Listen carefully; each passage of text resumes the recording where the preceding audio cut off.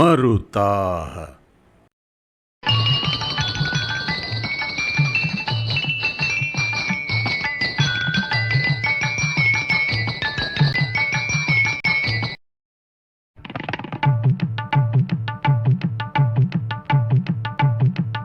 Mandalam 1, Suktam 38A. Rishi, Kanva Ghaura. Devata, Marutaah. Chandas, Gayatri.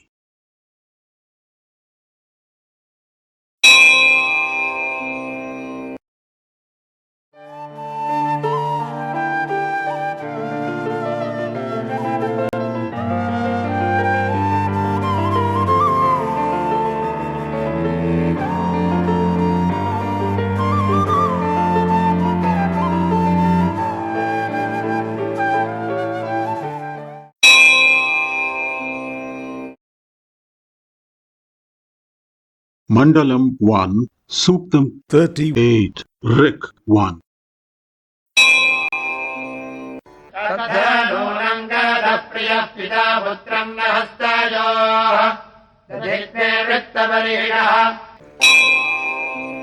Which of you now indeed was held in both hands like father a son, who spread out kusha grass?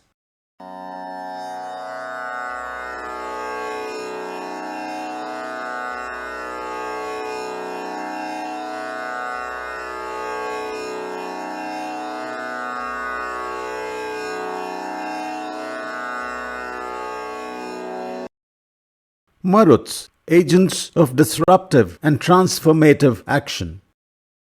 In the context of the Earth's system, Maruts are different manifestations of storms that regulate and cause changes to the system for the purpose of maintaining its equilibrium. Predominant mortal propensity being one that is uncomfortable with change, and change being an existential and inevitable necessity, Maruts, the most conspicuous agents of transformative action, are looked upon as violent disruptors.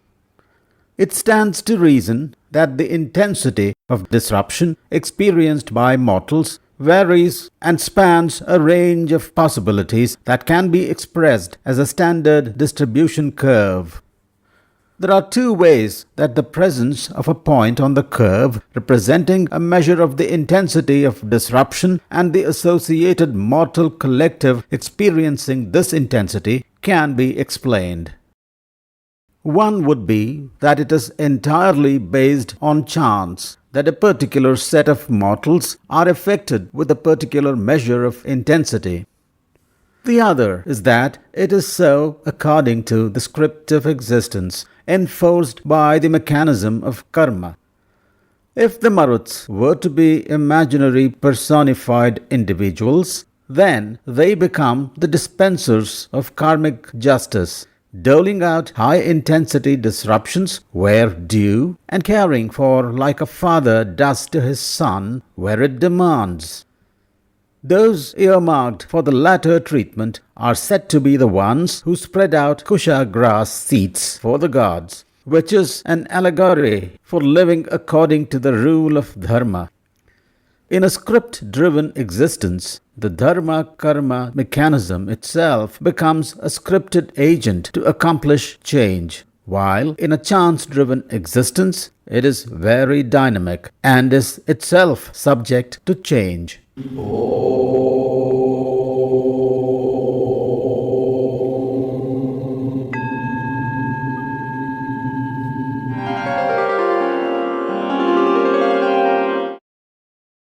Mandalam 1, Suktam 38, Rik 2.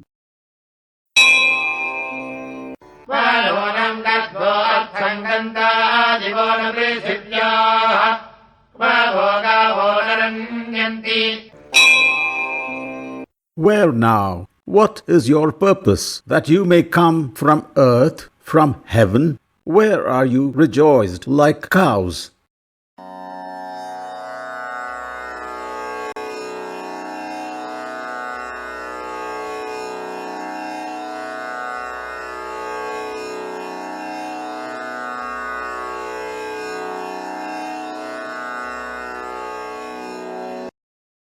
Maruts emerge from every formative storm, real or figurative. Though Maruts are generally associated with stormy weather-based emergent phenomena, storms can figuratively occur in a disturbed mind, in the sun and other stars, in a collision between galaxies, over an irreconcilable dispute between contradictory viewpoints during a debate in a parliament, in a living body racked by ailments, or even in a teacup. They literally happen in heaven and earth, as well as in body and mind. Maruts make their appearance under all these circumstances as well, and display characteristics in a similar manner and with a similar purpose, that of restoration of a state of equilibrium. One can experience the effects of figurative lightning flashes and roaring thunder, of mighty gales, of tempestuous tumults, of twisty tornadoes, of raucous rain, or of a hard-hitting hailstorm. At the end of it all is a figurative or real serene blue sky above, verdant, vibrant surroundings, and tranquility reigning in glory, until the next bout of disorderedness. Truth-seeking mortals and mortal seers understand this and rejoice at the spectacle of these divinities restoring order in disorderly situations. Where now? When next? That is something which will be known only from the script of existence and to those who can properly decipher it.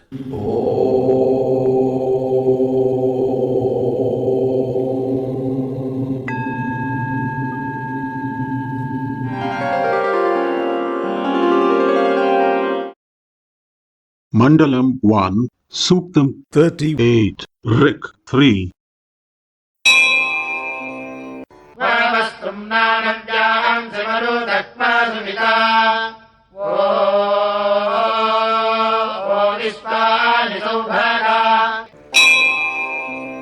Where new satisfactions for you all, Maruts, where prosperities, where all happiness.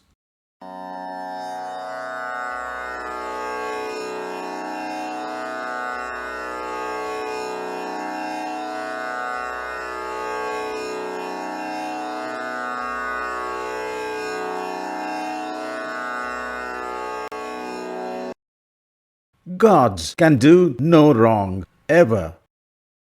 It is moot whether natural forces that humans imagine to be personified individuals are able to understand their manner of expression in human terms and attempt to deal with them as humans do, nurturing sentiments like satisfaction, happiness, prosperity, and their contraries.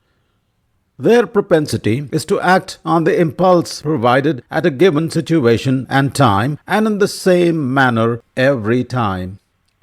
With humans, however, every job reasonably well done induces satisfaction, causes happiness, and in many instances bestows prosperity.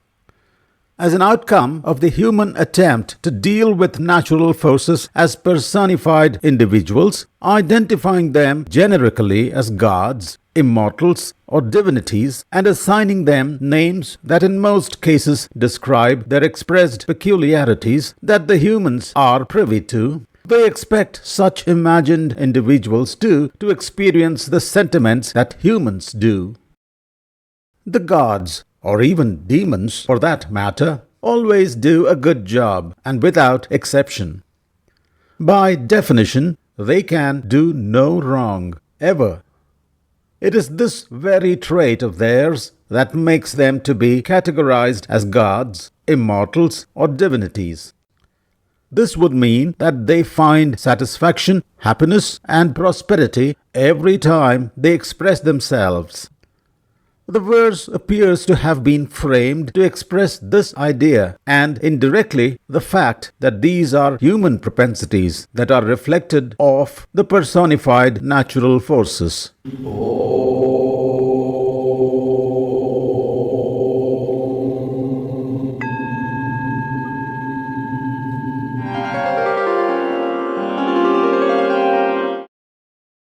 Mandalam 1, Suktam 38, Rik 4. यद्योऽयम् वृष्णिमातरो Matta सस्यादान स्तोतावो अमृतस्यात्. When you all, having earth and sky for a mother, were mortals, let the one who invokes you be the immortal.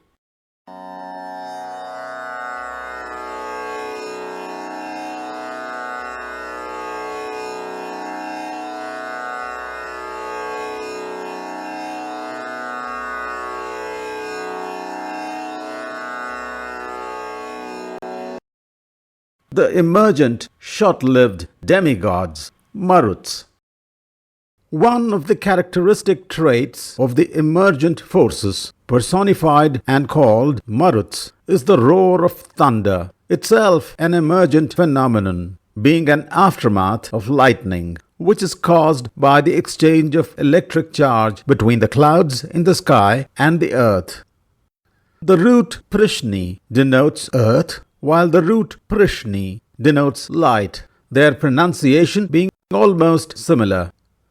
In a lightning strike, negative charge flows down from the clouds or the sky, while positive charge races up to meet it and neutralize it.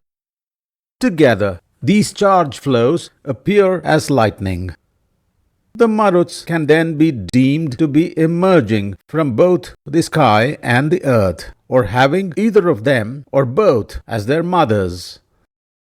Also, the forces unleashed by a lightning flash through air dissipate with time, their expressive duration being that of the storm, which is the primary cause of their origin. Having a short span of expression, they can be deemed to be mortals. Humans who invoke them to seek restoration of equilibrium in a disordered environment and who generically have a much longer lifespan appear to be immortals in comparison, based solely on the criterion of the duration of expression at each emergence. This is perhaps why the Maruts, though being natural forces like any other, are classified not as gods but demigods or even mortals. The verse in focus describes this perspective of viewing Maruts and their expressions.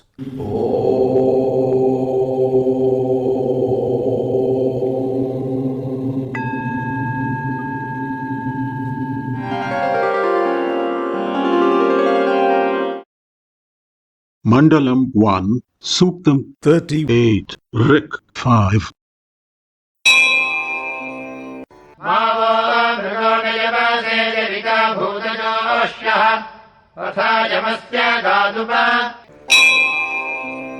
May invoker who comes near by path of self-restraint may not become disliked like animal in a pasturage to you.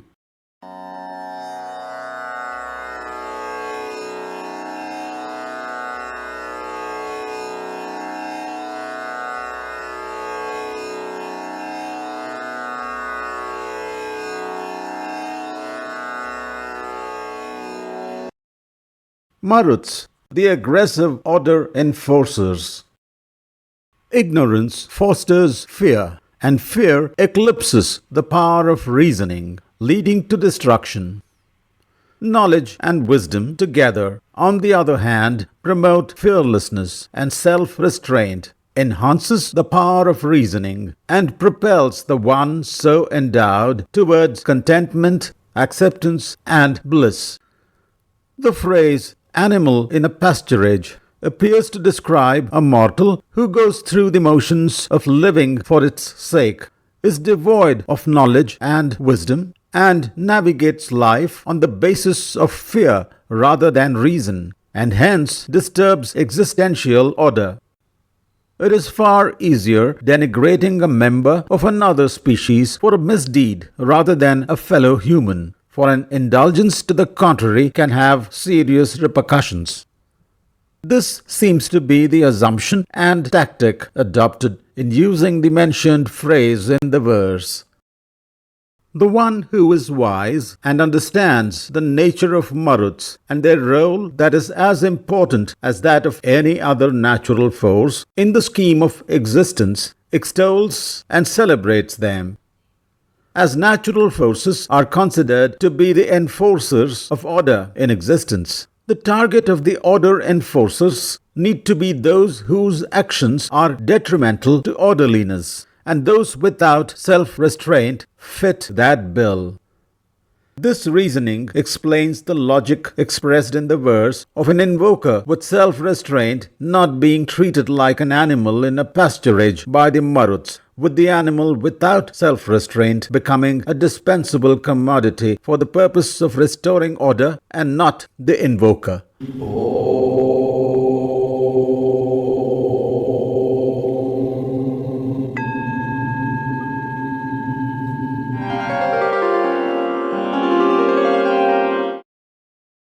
Mandalam 1, Suktam 38, Rik 6.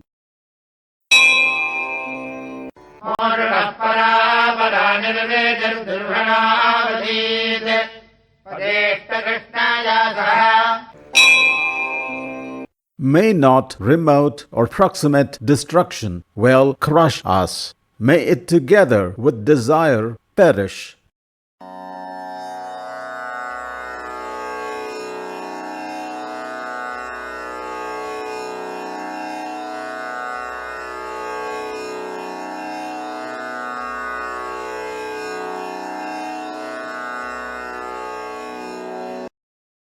Maruts, delegates of necessary destruction. The processes of creation and destruction work in tandem in the realm of duality. In the context of an object being desirable or otherwise, one of these processes elevates happiness while the other crushes it.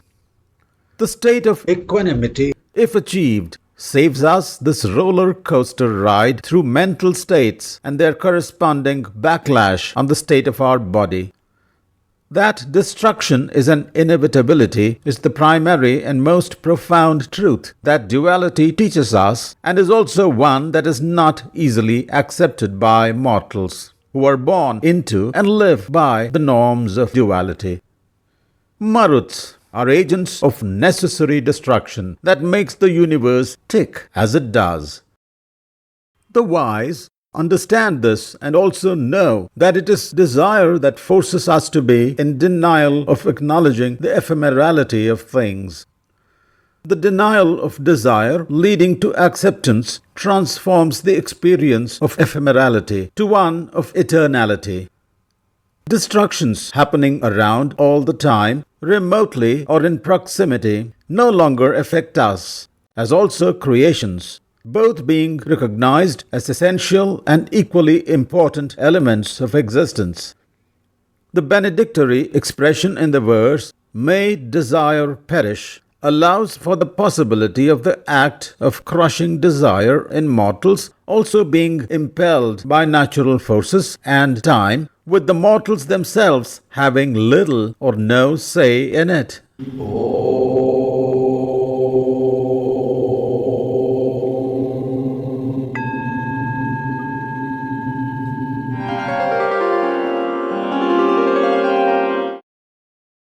Mandalam 1, Suktam 38, Rik 7. Satyam tena amaranto dhanvan jilarutriya miham dhanvantyavata. Indeed true, the impetuous, strong terrifics, even in the windless desert, make rain.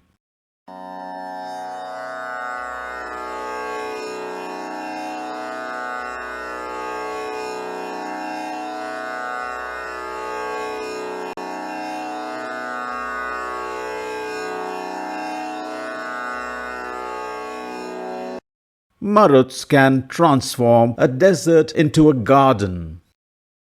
Tropical storms and the emergent, impetuous and strong terrifics called Maruts can indeed bring occasional rain to desert lands. The amount of rain varies depending on the point of origin of the storm. its intensity, and the location of the desert. For example, the cyclone Biparjoy that originated in the Arabian Sea inundated the sparsely populated areas of western Gujarat and parts of the Thar Desert of Rajasthan, traveling about 1,200 kilometers. Deserts generally tend to be windy because air near the surface is heated and rises. Cooler air comes in to replace hot rising air, and this movement results in winds. Wind erosion is more noticeable in deserts where there is less vegetation and the soil is loose.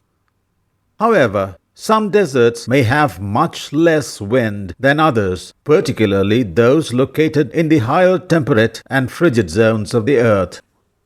One such is the Gobi Desert that spreads across northern China and southern Mongolia. The adjective windless, qualifying desert in the verse, perhaps points to the Gobi Desert that has a best recorded yearly rainfall of 7 inches as compared to a figure of over 1,000 inches annually for the currently most rainfall-prone place in the world. If the mentioned windless desert indeed is the Gobi Desert, then a tropical storm originating in the East China Sea would need to traverse over 2,000 kilometers to reach the eastern fringe of the Gobi Desert. That is the power that Maruts wield. From a different perspective, a windless desert could also be an allusion to a mind devoid of sentiments, made barren by adverse circumstances.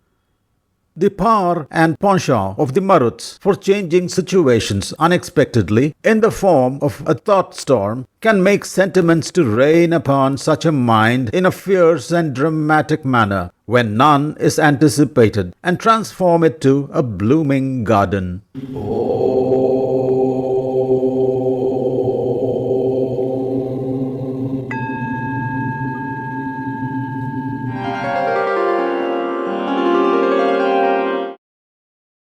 Mandalam 1, Suktam 38, Rik 8.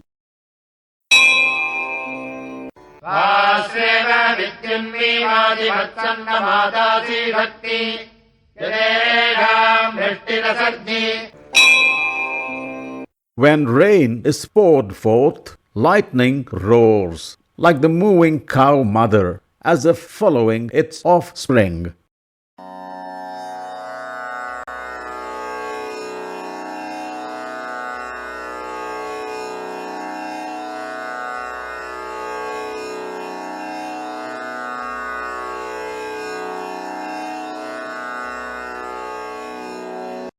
Fractality in thoughts.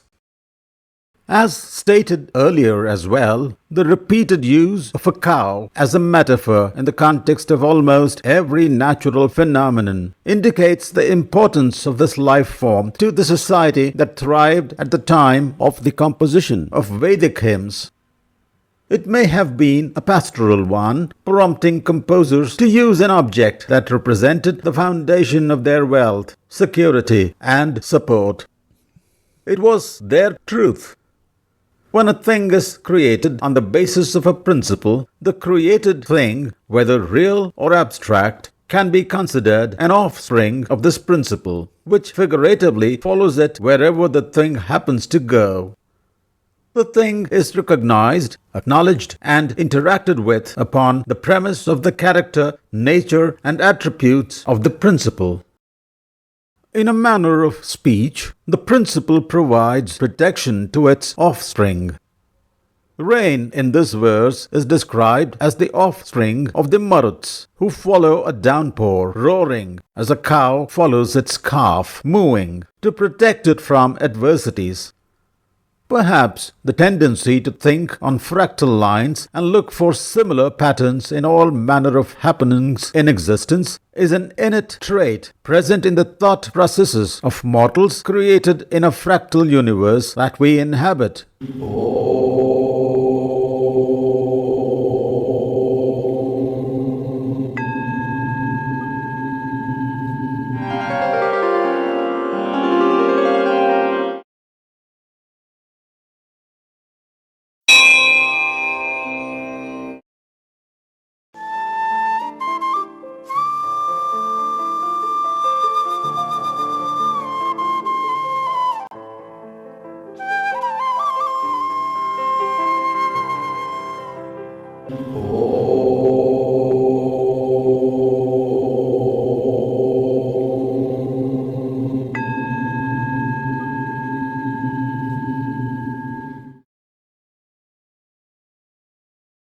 If you found this video informative and relevant, please like and share it.